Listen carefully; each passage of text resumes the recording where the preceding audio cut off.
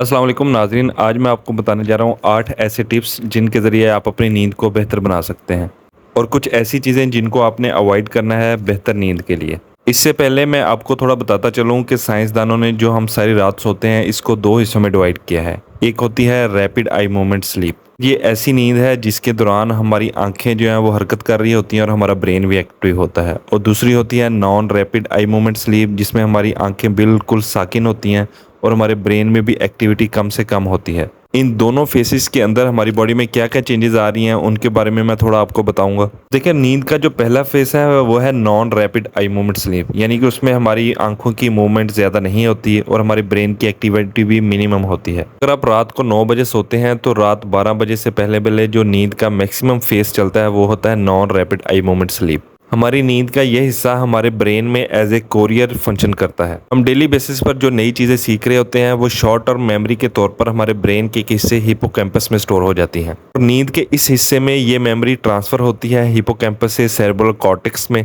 ताकि वहाँ पर लंबे अरसे के लिए ये मेमोरी स्टोर हो जाए। के दौरान नींद का ये वाला हिस्सा हमारे ब्रेन में एज ए क्लीनिंग काम करता है। हमारे दिन में सारा दिन ब्रेन जो काम करता है, हमारे न्यूरॉन्स जो एक्टिविटी कर रहे होते हैं उसके दौरान वेस्ट मटेरियल प्रोड्यूस होता है।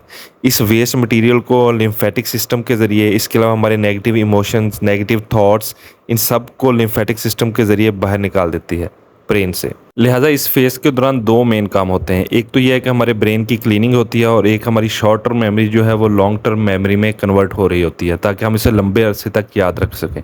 रात 12 बजे के बाद नींद का ये वाला फेस जो है वो कम होना शुरू हो जाता है और रैंडम आई मूवमेंट वाला फेस जो है वो ज़्यादा होना शुरू हो जाता है, जिसमें हमारी आंखों की और ब्रेन की एक्टिविटी बढ़ जाती है। अब इसके दौरान क्या होता है कि हमें अक्सर ख्वाब इसी फेस में आते हैं। इसके अलावा जो हमारा ब्रेन है इसके दौरान फाइलिंग करता है। सारा दिन हम चीज़ें ऑब्जर्व करते हैं, सुनते हैं, गमी खुशी की। ब्रेन इनकी डिफरेंट फाइल्स बनाता है और हर फाइल को अपने पार्टिकुलर सेक्शन में स्टोर कर देता है। जैसे कि गम की फाइल्स एक अलग फोल्डर में स्टोर हो जाएंगी, खुशी की फाइल्स दूसरे फोल्डर में स्टोर हो जाएंगी। ये सारा काम इस फेस में होता है। अलावा नए नए ख्यालात, यानी अगर कोई साइंसदान इन्वेंशन करता है उसके जो आइडियाज़ हैं वो भी इस फेस के दौरान आते हैं। इसके अलावा ये वाला फेज़ भी लॉन्ग टर्म मेमोरी में हेल्प करता है। अब सपोज़ करें कि अगर आप मिडनाइट में सोते हैं, फॉर एग्ज़ाम्पल अगर आप 12 बजे या 1 बजे सो रहे हैं, तो आप नींद का जो पहला फ़ेज़ है यानी कि 9 से 12 बजे तक non random eye movement phase जो है वो मिस कर देंगे। इसकी वजह से हमारे ब्रेन में जो वेस्ट मटीरियल बन रहा है उसकी सही तरह क्लीनिंग नहीं हो पाएगी। इसके अलावा जो आपकी उस दिन की शॉर्ट टर्म मेमोरी है जो कि हिपोकैम्पस में पड़ी है वो सेरेब्रल कॉर्टेक्स में नहीं जा पाएगी, लॉन्ग टर्म मेमोरी में कन्वर्ट नहीं हो पाएगी। इसके अलावा मैं पिछली वीडियोस में आपको बता चुका हूँ कि हमारे पाइनियल ग्लैंड से 4 बहुत इंपॉर्टेंट हार्मोन रिलीज होते हैं। उनकी प्रोडक्शन भी 9 से 12 के दरमियान हो रही होती है। तो अगर आप रात 12 या 1 बजे सो रहे हैं तो उनकी प्रोडक्शन जो है वो हाफ रह जाती है। इससे आपकी ब्रेन की एक्टिविटी जो है वो बहुत ज़्यादा डिस्टर्ब होती है और इसके अलावा आपकी नींद भी डिस्टर्ब रहती है। लिहाजा इस बेस पर जो आपके लिए बेहतरीन टाइमिंग है सोने की वो सर्दियों में है 9 बजे और गर्मियों में है मैक्सिमम 10 बजे तक आप सो जाएं।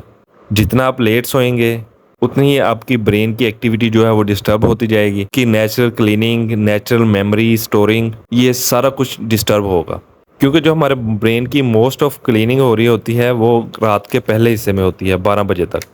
अब दूसरी बात यह है कि हमें कितने घंटे सोना चाहिए। साइंसदानों ने एक रिसर्च की, उन्होंने 40 स्टूडेंट्स लिए। 20 स्टूडेंट्स को कहा गया कि वो रोज़ाना 6 घंटे के लिए रात को सोएंगे और बाकी 20 स्टूडेंट्स को कहा गया कि वो रोज़ाना 8 घंटे नींद पूरी करेंगे। 6 महीने के बाद उन्होंने नोट किया कि जो लोग 8 घंटे रोज़ाना सो रहे थे उनमें मेमोरी की रिटेंशन, यानी कि वो डबल चीज़ें याद कर पा रहे थे उनकी निस्बत जो कि रोज़ाना 6 घंटे सो रहे थे। लिहाजा 8 घंटे की जो नींद है वो बहुत ज़रूरी है। इट्स नॉट क्वेश्चनेबल, आपको लाजमी 8 घंटे सोना होगा। अगर आप फिट रखना चाहते हैं अपने दिमाग को, खुद एक्टिव रहना चाहते हैं और अगर आप चाहते हैं कि 50-60 साल की उम्र के बाद आप में मेमोरी सही रहे, आप चीज़ें ना भूलें, आप में पार्किंसंस और अल्जाइमर जैसी डिजीज़ ना हो, तो आपको चाहिए कि आप लाजमी रोज़ाना 8 घंटे की नींद पूरी करें। अगर आपकी नींद बहुत ज़्यादा डिस्टर्ब है तो मैं आपको कुछ ऐसे टिप्स बताने जा रहा हूं जिससे आपकी नींद बहुत बेहतर हो जाएगी। पर एक है प्योर एयर, यानी कि आप कोशिश करें कि जब आप रात को सोएं तो विंडो ओपन करें ताकि प्योर एयर आ सके, जिससे आपकी नींद बेहतर होगी। दिन के टाइम आप कोशिश करें कि सूरज की रोशनी में ज़्यादा बैठें, क्योंकि अगर आपका सर्केडियन रिदम जो है वो डिस्टर्ब है, यानी कि हमारा जो इंटरनल क्लॉक है वो डिस्टर्ब है, तो वो अब रीसेट हो जाता है सूरज की रोशनी में बैठने से। आप जानते हैं कि 80% लोगों में जो कि डिप्रेशन का शिकार है, सर्केडियन रिदम जो है वो डिस्टर्ब होता है, वो लेट सोते हैं। इसके अलावा आप रात को ऐसी चीज़ें अवॉइड करें जिससे आपको नींद जो है वो डिस्टर्ब होगी, जैसे कि चाय, कॉफ़ी। इसके अलावा 8 घंटे की नींद जो है वो आप लाज़मी लें। नेक्स्ट नंबर पे है कि आप एक्सरसाइज़ करें, क्योंकि एक्सरसाइज़ बहुत इम्पोर्टेंट है हमारे हार्मोन्स को इन बैलेंस रखने के लिए। इसके अलावा प्रॉपर डाइट लें।